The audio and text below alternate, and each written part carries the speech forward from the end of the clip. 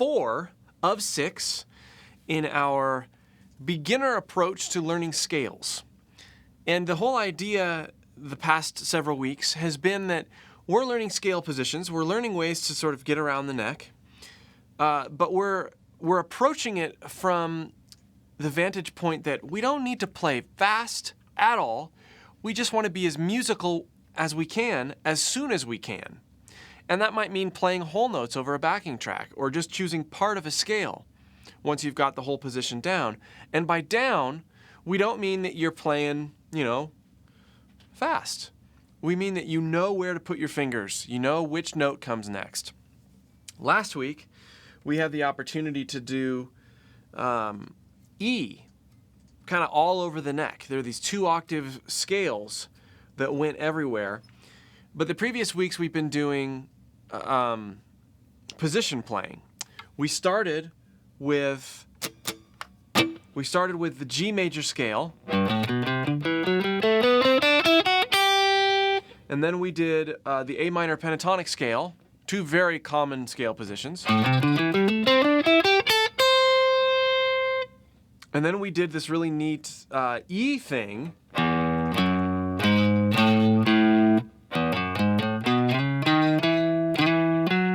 Oops.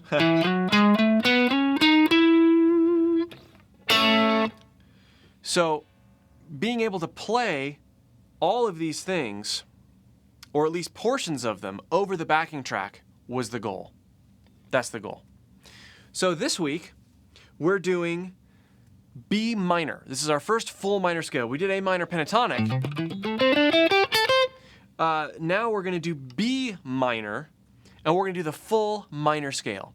What's the difference between the minor pentatonic and the minor? Well, pentatonic is 5 notes. Minor is 7 notes. We have the full 7 notes. Here's the scale, very slow. I'll narrate through it. You can put the tab on the screen. 7, 9, 10, 7, 9, 10, 7, 9, 6, 7, 9, 7, 8, 10, 7, 9, 10, and then back down.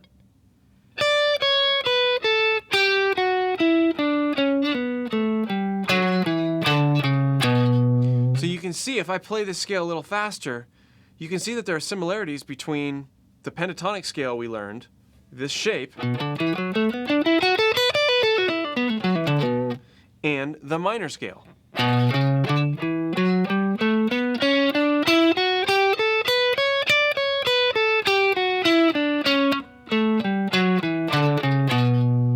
All right, we've added the 2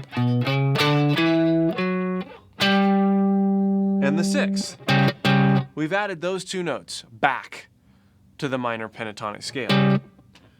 And again creates this sound.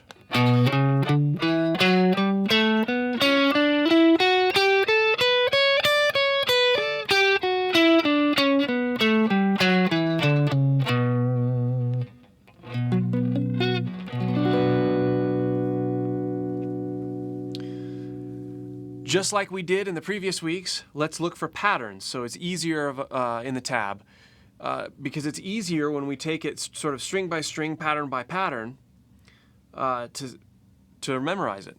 So we've got 7, 9, 10, 7, 9, 10. 2 identical things there. And then we've got just 2 notes. It's the only place we have 2 notes. 7, 9. So 7, 9, 10, 7, 9, 10, 7, 9. Then we have sort of an odd, we have 6, 8, 10, or 6, 7, 9, and 7, 8, 10. So we have the same fingering on your B and your G strings. You're just moving up a fret. And then we have 7, 9, 10. So 7, 9, 10 is the same on your low E, your high E, and your A. Okay, 7, 9, 10, 7, 9, 10, 7, 9, 6, 7, 9. The other thing to realize too is we have these notes. Those are all in the scale. And if you play the scale and look at those notes specifically, you can see them. Oops. You can see those notes existing within the scale. So it's sort of an anchoring point for you.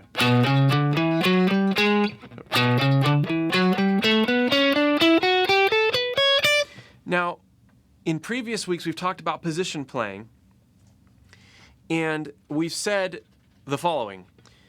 When you're playing a position, the general rule of thumb is that right now we're on this based off of the 7th fret. Any note that's here is handled by your first finger, and any note that's 1 fret out is handled by your 4th finger, but these two guys stay put. If we were playing the scale like this, that would be more true to the position playing, right? I basically just moved this note to here. The note that's on the 6th fret G string, I moved it to the 11th fret D string.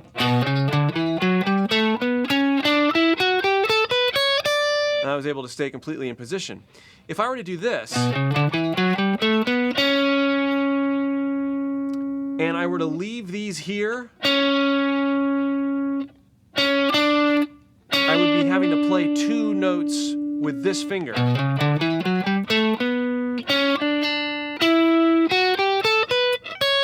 Which is okay, but because of the way this feels, and remember, when you're improvising, fingering doesn't matter. You don't have to get exact fingering. I'm just trying to make it easy for you to learn at this point.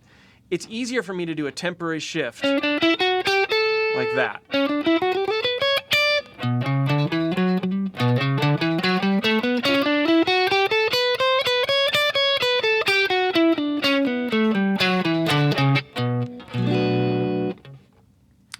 So there is the position. There's the pattern. We're staying put in this area. I'm going to play it a couple more times real slow, and then we're gonna go to the backing track, and we're gonna spend a lot of time improvising and creating hooks, getting comfortable with different parts of the pattern, different parts of the position, and this is how you should practice this week. You know, we try really hard in these sessions not to give you too much new information so that you have a bite-sized chunk that you can really digest, make musical, and apply in your guitar playing. And so most of this lesson is going to be about application once we've gone over the pattern. But another big part of these lessons is the interactions and questions that we get based on the content. So while I'm playing over this, ask questions. Ask questions about any beginner topic you want. Preferably they would be dealing with scales, since that's what we're working on. But if you have other questions, that's fine too. This revolving guitar beginner course is here for you as a resource so that you can interact and as a result improve in your playing. So B minor, slow. And think of some questions. Think of some things that you need help with that I can help you with now.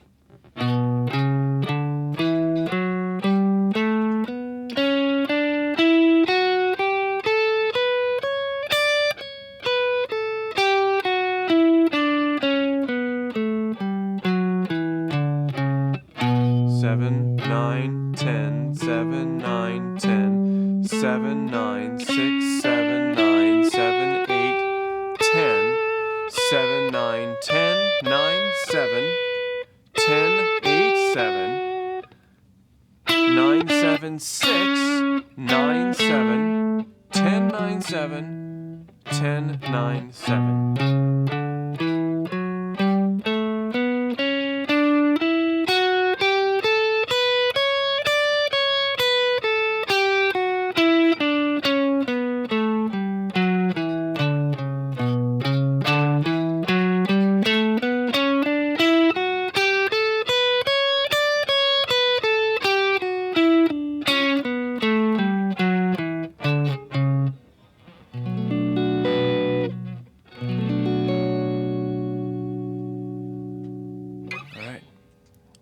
Any questions before we move on to applying with the track?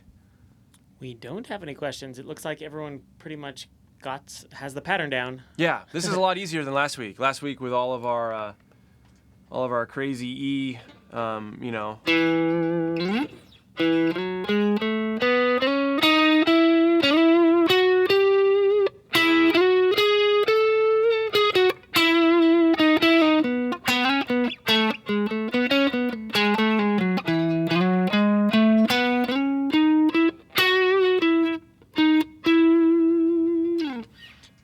Okay. Here it is, B minor. Here's the backing track. Before we actually play over the backing track, let's do our normal listening.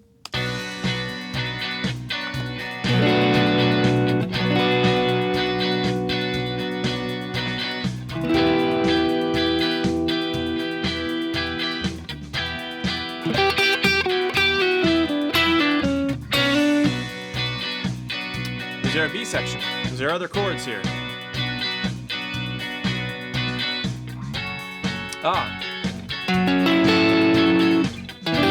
All minor chords, a minor 1-4-5 sort of chord progression.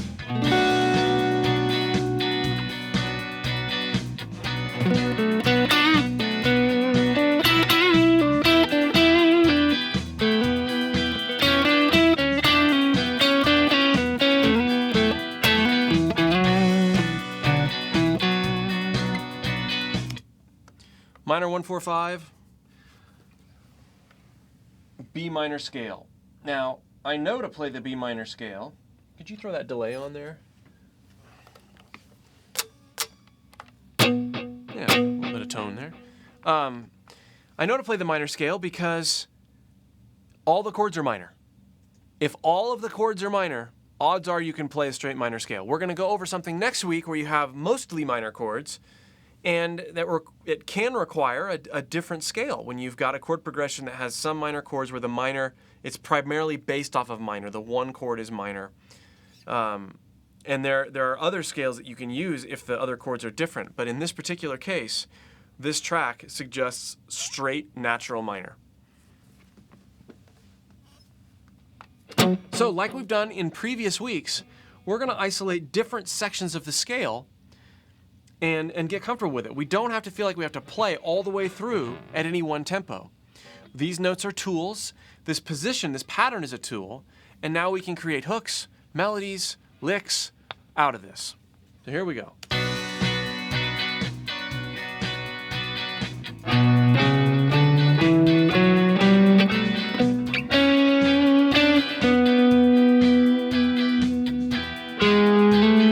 Right notes.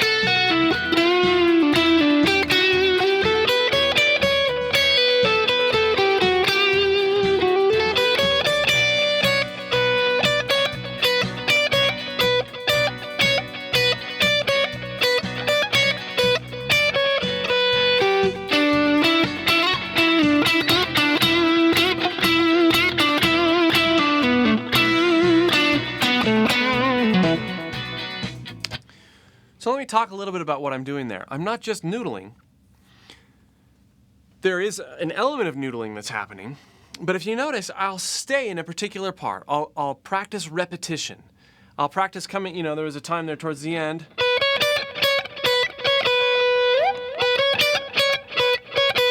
I don't remember exactly what I was doing, but against the track, repeatedly playing certain notes so as to develop some sort of hook. My E is going out a lot tonight.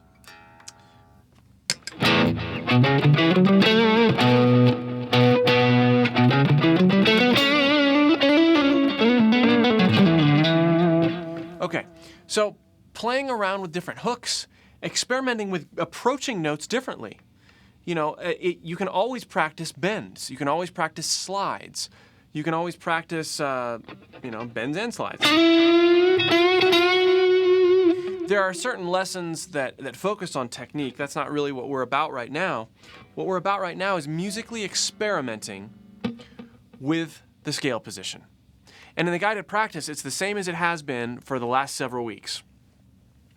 Your responsibility is to take 15 minutes a day and play the scale over the backing track. The guided practice has the backing track looped inside the guided practice. So if you don't have a way to loop like I do, I'm using Transcribe. If you don't have a way to loop something, the guided practice already does it for you. So there's no excuses. One thing that you want to consider, was there a question? Yeah, GL Weaver is just asking, is this the same as B minor Aeolian? It is. It is Aeolian. Aeolian is another word for natural minor. And Aeolian is also the sixth mode of the major scale.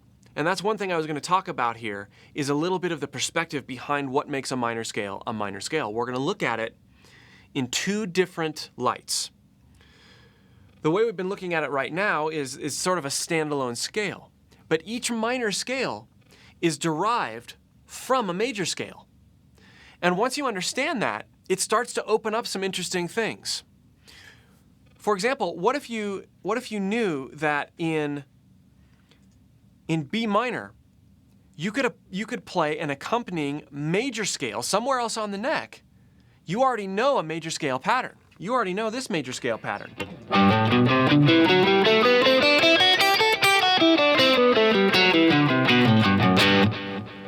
What if you could play that pattern over this minor track in addition to this minor scale?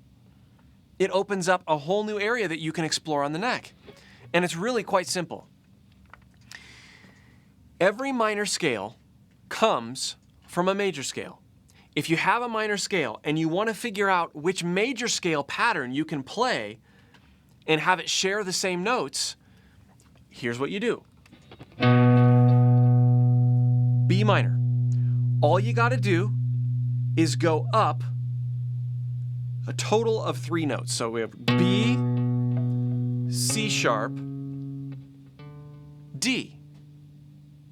So I guess you're going up 2 notes from the root. You go up 2 notes from the root.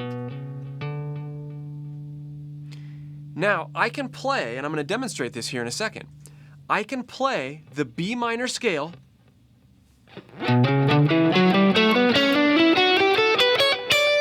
or the D major scale shares the exact same notes. B minor and D major share the exact same notes. They share the same key signature. In fact, we would call B minor the relative minor of D major because it shares the same key signature. So if you've got a major scale, you've got D major, you want to find out what the relative minor it is, meaning which minor scale shares the same notes as your major scale. All you have to do is go down 2 notes from the root of your major scale.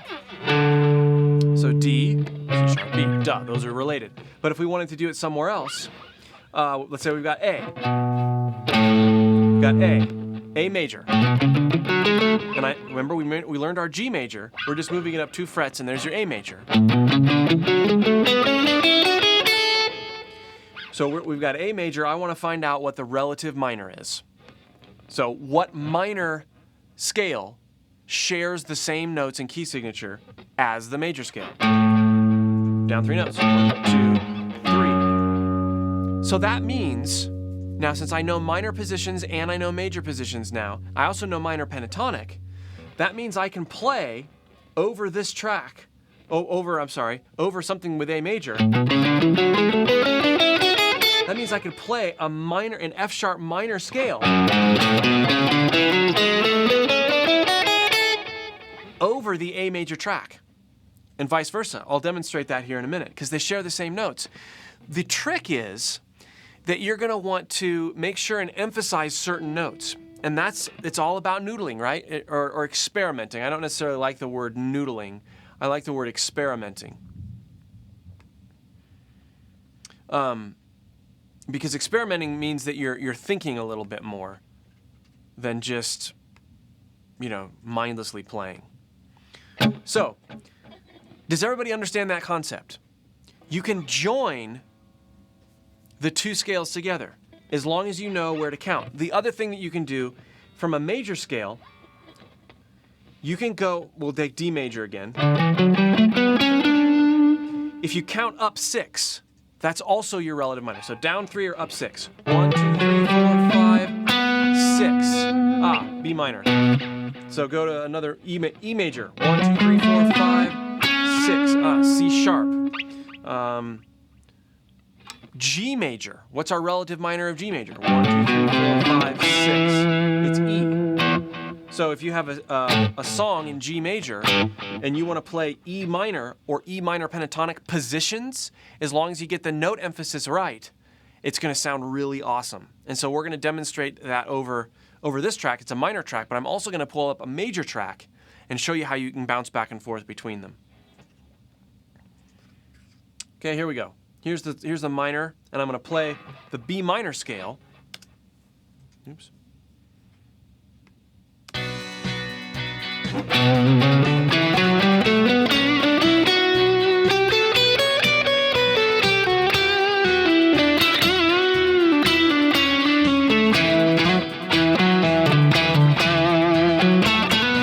Here's D major. I'll just play the scale.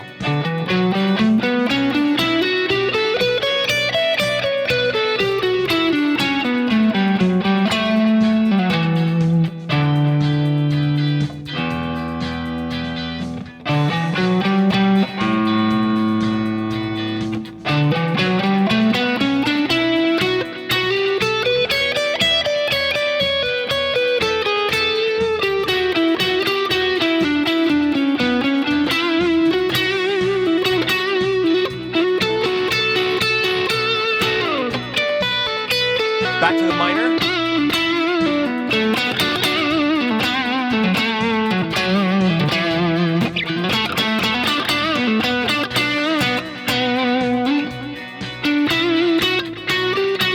Now I'm in the major scale position. It's all minor though, right?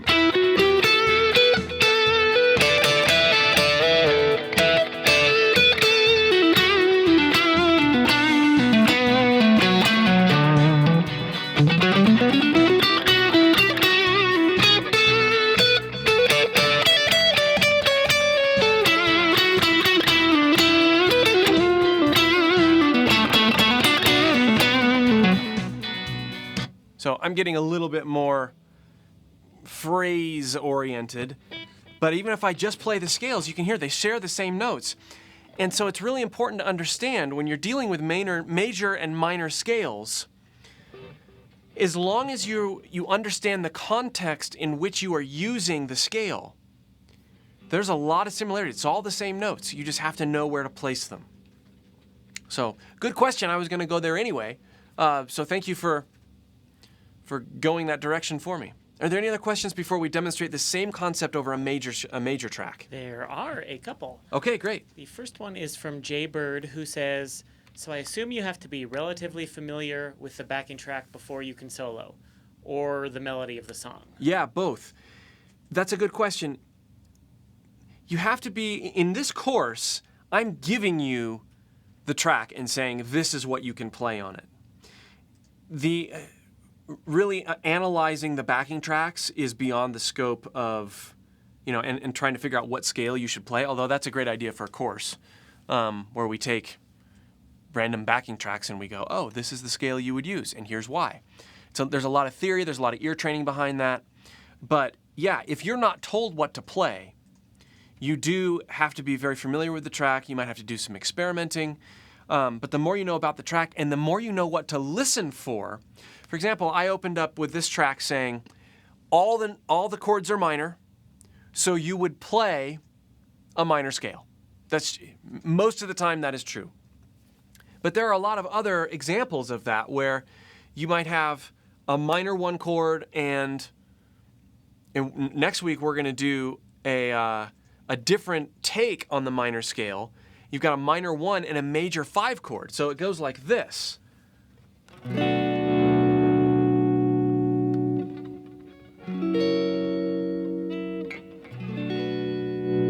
And you will find that we can't play straight minor over that progression. It doesn't work. It doesn't sound right. So we have to play a different scale in parts over that progression. There's all sorts of examples like that. Really a never-ending sort of thing. But the more familiar you are with the track and the more listening you do before you hit the track, some general rules that sort of meet us where we're at right now are, the first one is if all the chords are minor, play a minor scale. If all the chords are major, for the most part, you can play a major scale. You can start there. The last week of this 6-week course, we're going to look at a track where all the chords are major and you have to play a variation of the major scale, just like we had to play a variation of the minor scale in order to make things work properly within the context of the track. So listening and playing over backing tracks is a lifelong art. It's a lifelong learning process. But the more you do it, the better you get at it, the better you get at selecting the right scale. The good news is for this course, I'm telling you, and the more you practice this stuff, when you hear similar things in other backing tracks or you're listening on the radio or whatever, you can start to pick out, I could play this scale over that. Good question.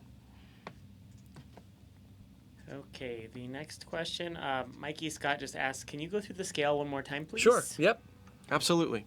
Pull up the tab. 7, 9, 10. 7, 9, 10. 7, 9. 6, 7, 9. 7, 8, 10. 7, 9, 10. Back down without me yakking.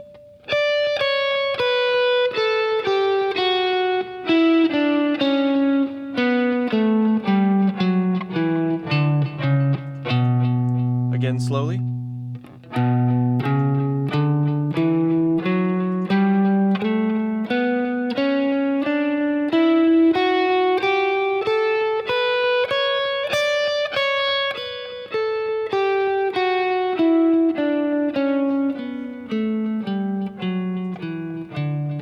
A little faster.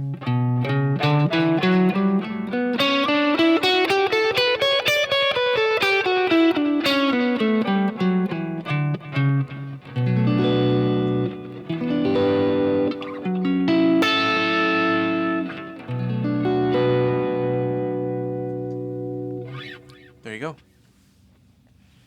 We have a question from Funky, who says, could you show some rhythms to practice the scale over, and maybe triplets or quarter notes? Or using the backing track, does that suggest more of a free-form rhythm? Using a backing track does not suggest a free-form rhythm. It very much suggests that you borrow rhythmic ideas from the track you're playing over and play over them. You don't want to play exactly what the rhythm guitar is playing over, but you want to take cues, you want to stay in rhythm, in tempo with the track. And so really what the art of being musical over a track with a new scale is to get in the vibe of the track. See what oozes out of you. You don't just want to do this.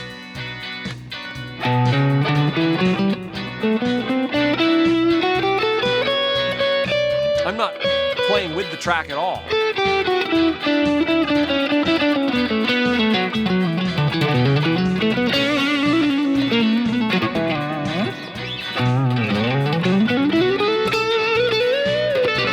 That sounds awful. you want to, there's a rhythm.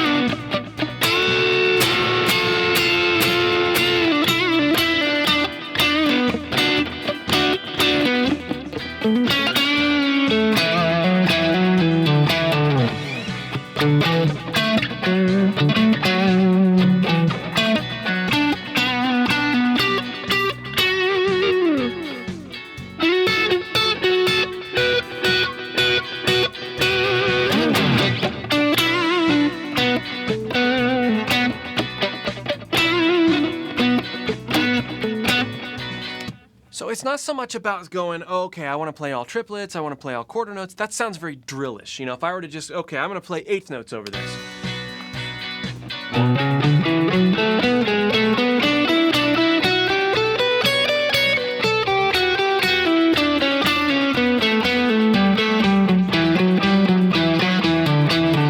Or if I play quarter notes.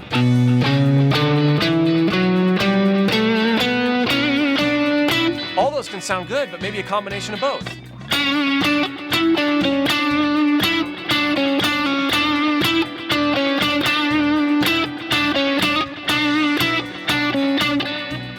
Blending time is always better, 16th notes.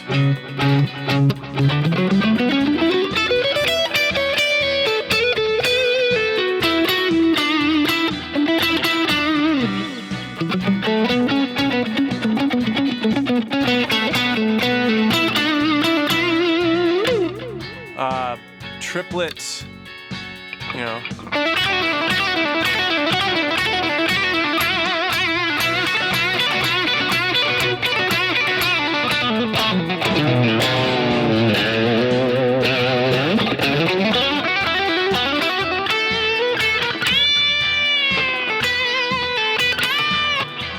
can go as fast as you want, but it's really more about phrasing.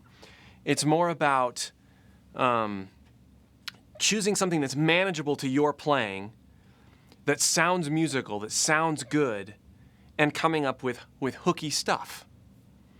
I hope I answered the question. Okay, there's two more questions. Jane Daigle says, in general, given that all the chords are minor and we know which minor key the track is in, are there certain parts of the scale that work better when doing, say, the 5 chord compared to the 4 and 1 chord? Yeah, that's part of the magic of sort of experimenting for yourself and learning which notes. Obviously, you have your root notes. If I'm playing a 1, 4, 5, then my 1, my 4, and my 5 are going to sound good over the 1, the 4, and the 5 chord. And so are the chord tones, right? But there's all sorts of ways you can slant that. So let's say, for example, over the 1 chord, we're right there. The 1 chord in this case is it's a minor chord. So your root thirds and your fifths over that are going to be the strongest notes. Listen.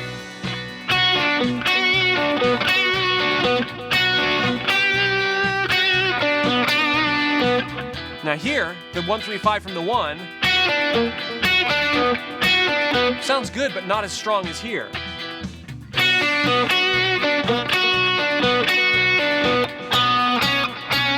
But your 2, that sounds really cool to place in there. It doesn't sound as good to target, right? There's some resolution, but if you do this, you go 2 to 3 over the minor 1. 1, 3,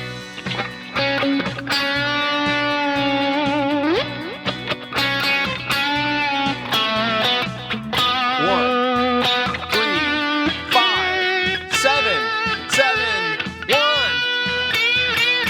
1. They all sound good. But your chord tones are going to be the strong ones. And your other ones are going to be these sort of tension notes, where if I stay on 7 over the 1, you want to go up to that 1. And that's what phrasing's all about, is knowing how to get to those strong notes. Creates all that tension. You know, so the chord tones for each one are going to be good. And then the other ones are ways for you to connect those chord tones. I bent so much I threw my guitar out of tune. So I'm going to tune while the next question's coming. And if there are no more questions, then we'll go and we'll play a major track. One of the tracks you've already worked on, and I'll show you how the minor scale pattern can be passed off as another major pattern that you've learned. Oh, there's a question from Tracy114. Previous question, I mentioned triplets. So he says, what is a triplet exactly? Triplet, good Are question. you playing those notes in a specific sequence? Okay. Very good question. A triplet is if I've got a quarter note pulse. Put my guitar down here.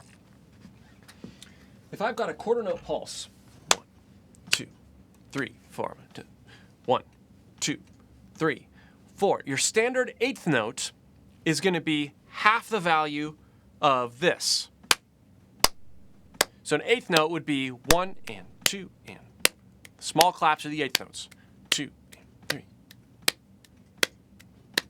2, 1. A triplet is 3 divisions per 1 quarter note beat. If my foot or my knee is the quarter note, if this is the quarter note, 1, 2, 3, triplet, triplet, triplet, triplet, triplet. So over the same tempo, 1 da da da da da da da da da. That's eighth note triplets. Da da da da da da. Versus da da da da da da da da da da da da da da da da. So if we're going to the track, really good idea to clap whenever you can. Clap and tap. Eighth notes. 1 and 2. Here's the pulse. 1, 2, 3, 4. You can generally tell where the quarter note pulse is by a track like this when you listen. You know, kick, snare, kick, snare, kick, snare. That's your quarter note usually. 1, 2, 3, 4. 1, 2, 3. Snare is usually on 2 and 4. 1, 2. 1, 2, 3, 4. 1, 2, 3, 4. So 1 and 2 and 3 and there's your eighth note. This is hard to play eighth note triplets over.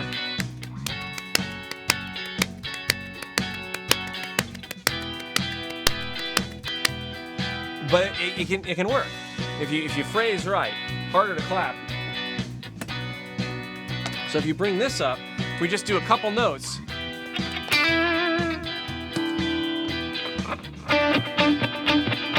Eighth notes.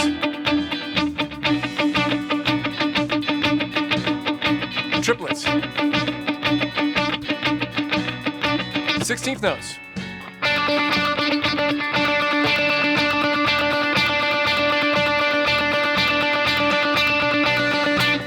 Triplets. Eighth notes.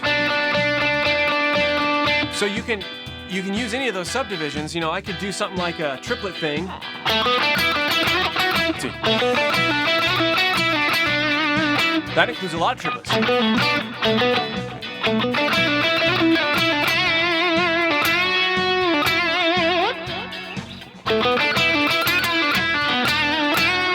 That's all triplets right there until I hang out. So really cool phrasing idea. Da da da da da da da da da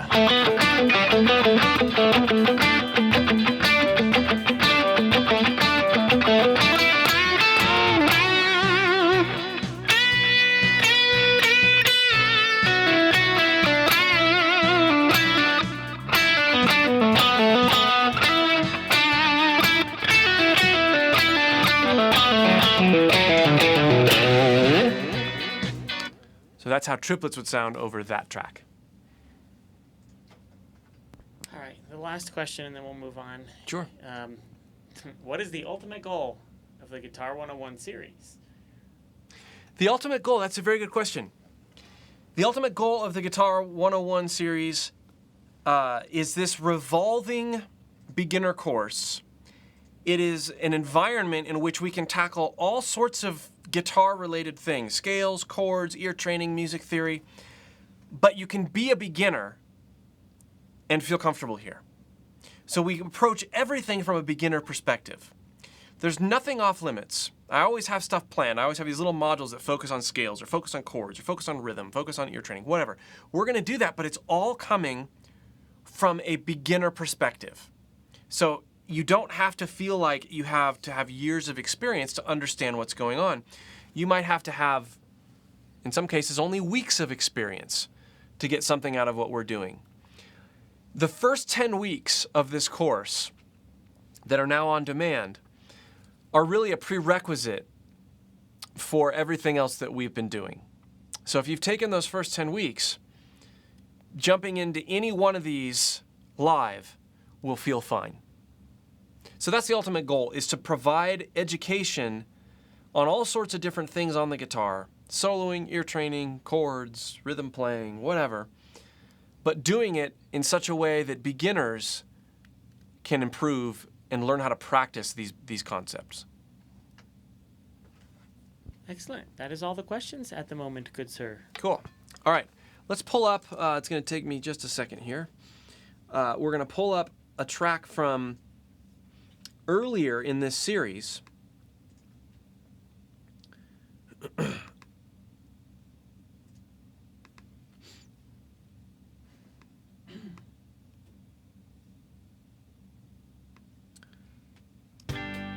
So here's the G track.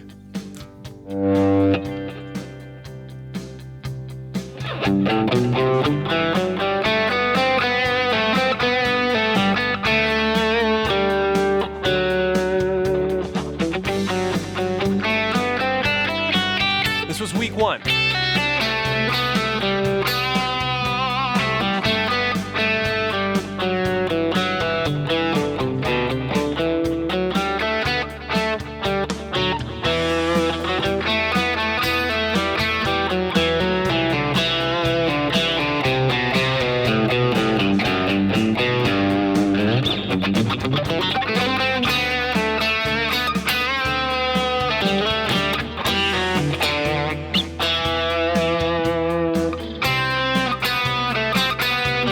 Okay, so we know we can play the G scale over it, but we've learned, remember, this pentatonic scale.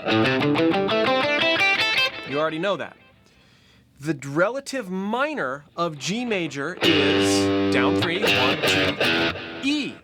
So we can play E minor pentatonic or your new E minor scale over this particular track, and it will work. It will open up different ideas, different phrasing ideas.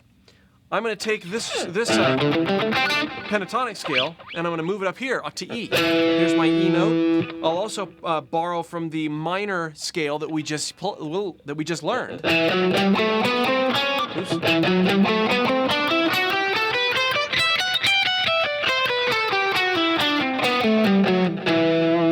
As well as this. Excuse me. Here we go. Without the sneezing.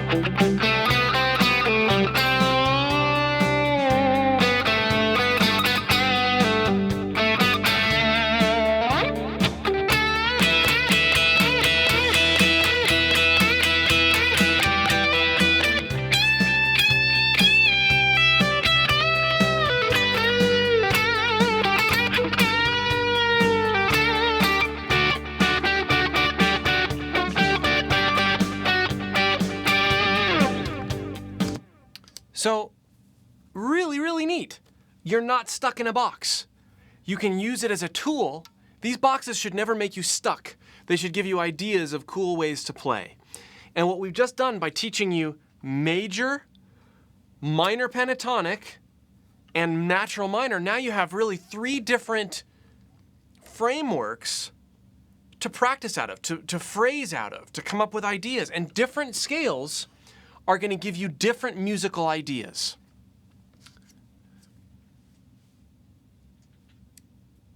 Questions?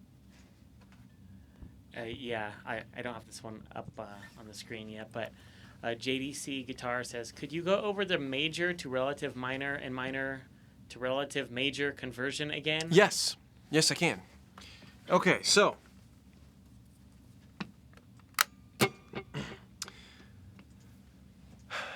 let's say we got A major. There are 2 ways to find the relative minor.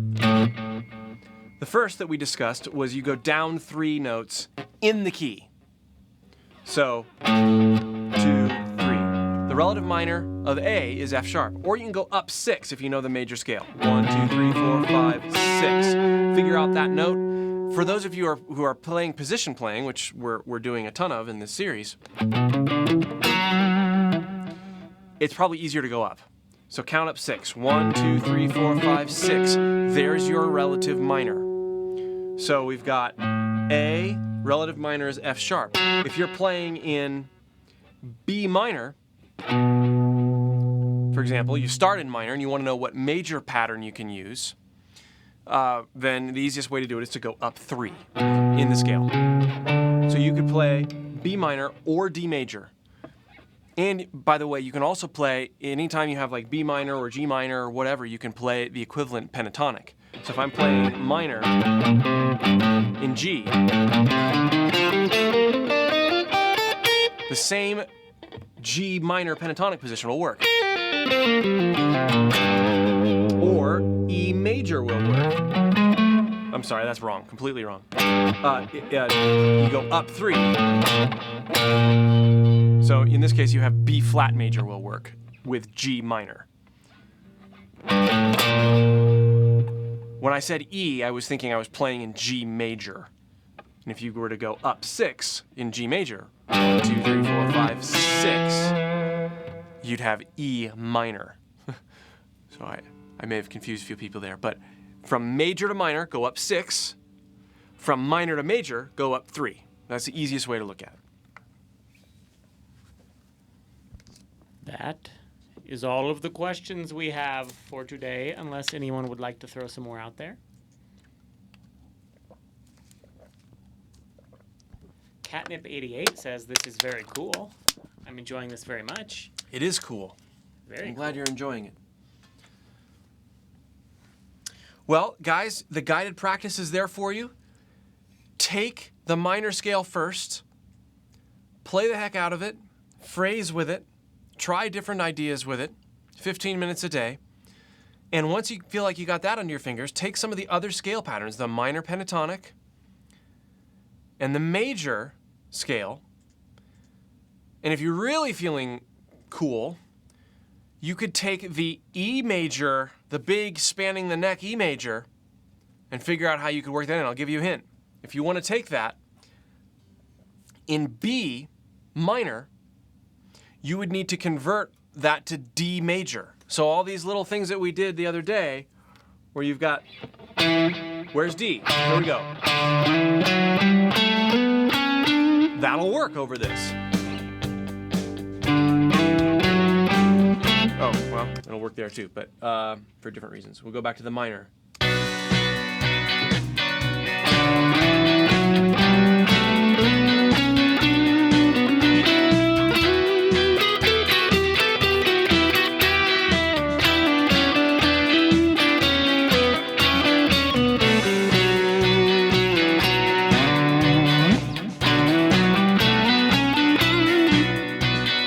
So if you play in D major, spanning the neck, using the E major we did last week, you can go all over the neck using what we have done so far in 4 weeks. Another question came in Yes. just at the deadline. It's from Funky again. I feel phrasing is the key issue. Absolutely. Running up scales is one idea, but Chris is demonstrating much more ideas when he's playing. How does he come up with the phrases? It's practicing. All it is practicing and playing what you start to hear in your mind as you practice. That's it. That is really it. You start, your subconscious sort of starts to take over a little bit because as you listen to music, you sort of store things away. And then that'll come out in your playing. But you just have to practice and practice and practice. And learn licks and stuff like that. That helps a ton. But it's really mostly about coming up with a phrase. Like this is a phrase over this track.